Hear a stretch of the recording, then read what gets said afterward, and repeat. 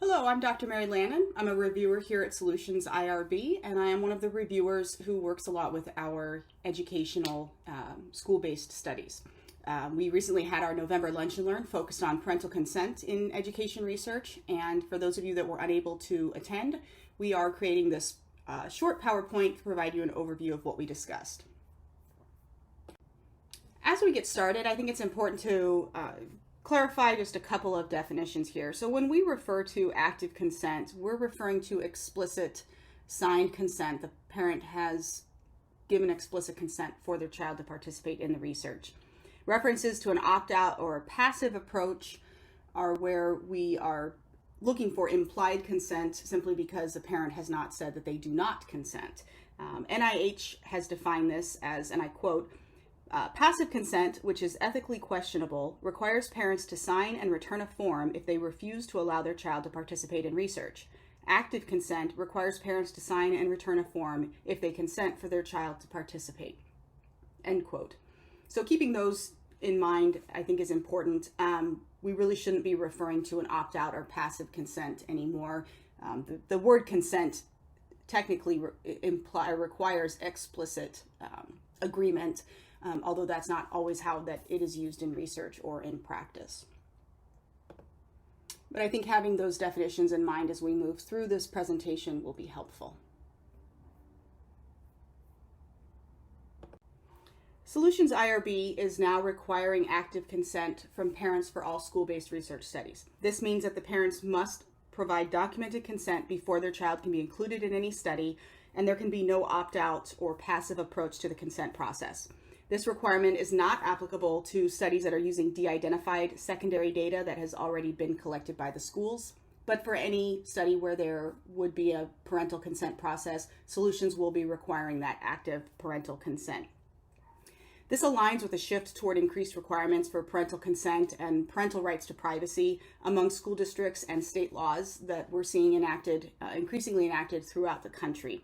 For example, the state of North Carolina recently enacted Senate Bill 49, which includes in part the right for parents to opt in to certain data collection for their child and the right for students to participate in protected student information surveys only with parental consent. So, as this is now a law in North Carolina, any studies that are being conducted must comply with this, and the school districts, of course, must comply with this as well. There are several reasons for this requirement that we're undertaking here at Solutions. First, Solutions IRB is a virtual IRB, and we oversee research across various jurisdictions that have various requirements, laws, and regulations. So by taking this more conservative approach, we're better aligning ourselves with the more conservative laws and regulations that might be out there. For example, some states have laws requiring parental consent for use and access to social media accounts of minors. And this can impact recruitment efforts where researchers might be attempting to communicate or recruit minors for studies using social media. New laws enacted with parental rights built into the social media use can have an impact on that recruitment process or those efforts to recruit those minors as well. Solutions requires PIs to provide us with the documentation of any local laws and regulations that apply to the parental consent or recruitment process for these educational studies so that we have documentation of that in the application. So again, parents may not receive opt-out forms. Whether they're sent home as physical copies or electronic communications, there still must be an active consent process. We want to avoid making any assumption that a parent received an opt-out form simply because it was not returned. And although this has been practiced, in many research studies and still is in many studies, just because we send home a form with the student or because an email is sent to the parent and it doesn't come back with a no, I do not give permission, there's an assumption made that that permission has been granted. This isn't the best approach. Of course, we want to make sure that parents are aware of what their children are participating in and that they have consented to that participation. On the other hand, this provides additional security and protections for PIs because it alleviates the potential for participant complaints that result from parents finding out that their child has participated in a study without their knowledge or approval.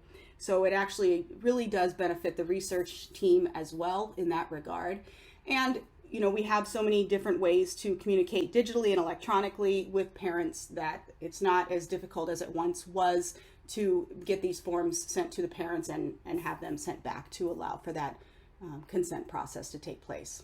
Questions that we have received from PIs that we discussed in our Lunch and Learn, one of them was whether both parents need to consent for their child to participate in the research project. Solutions IRB does not have any standard set requirement for both parents to provide consent for all research studies across the board. So when the research study meets the criteria that the consent of one parent is sufficient, then that is fine.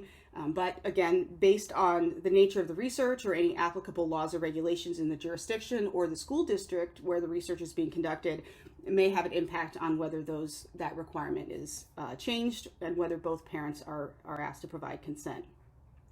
Another question we had was whether parental consent is required for research participation if a child is under voluntary non-parental guardianship or court-ordered guardianship.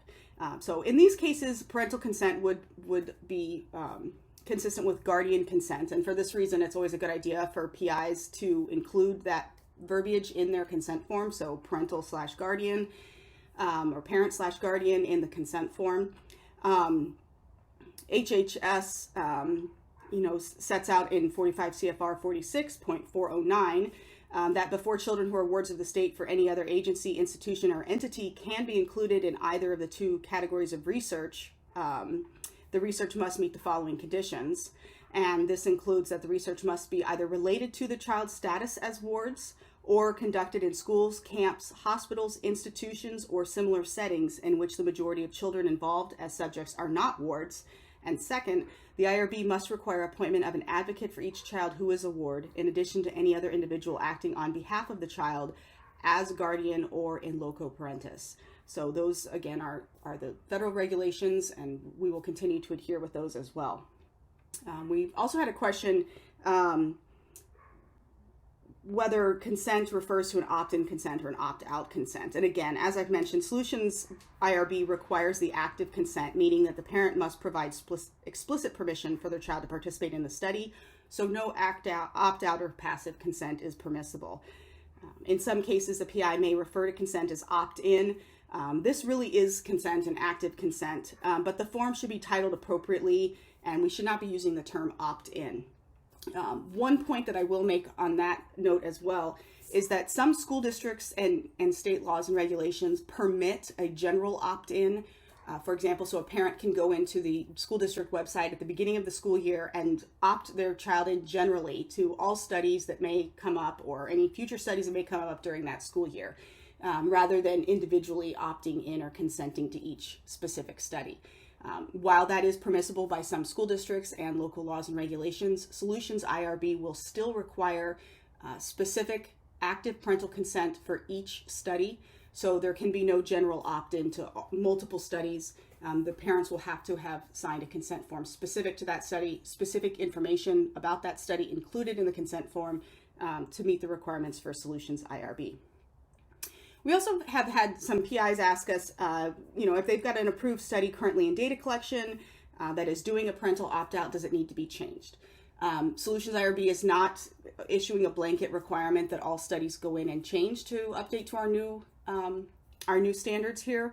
However, if there are changes required by the school districts or by any local laws and regulations that impact the study, then those would need to be changed and submitted via an amendment to the study.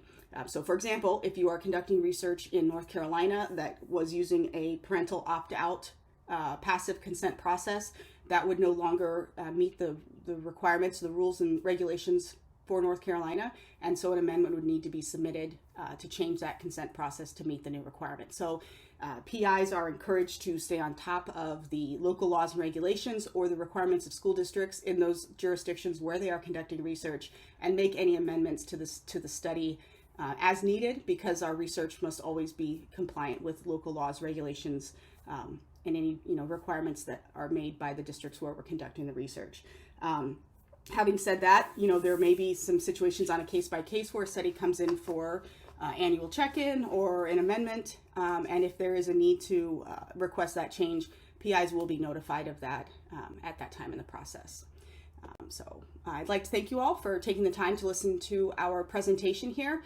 We've got some information here on the slides. If you have any questions, please don't hesitate to contact us. We're at www.solutionsirb.com.